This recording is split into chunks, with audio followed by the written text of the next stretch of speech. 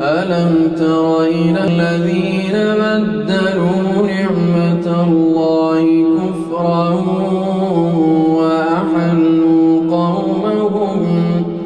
وأحلوا قومهم دار البوار جهنم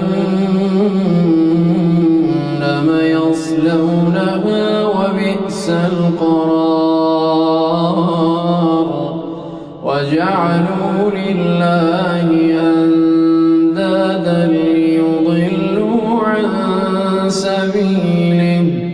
قل تمتعوا فإن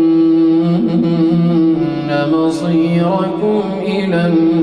النار قل لعبادي الذين آمنوا يقيموا الصلاة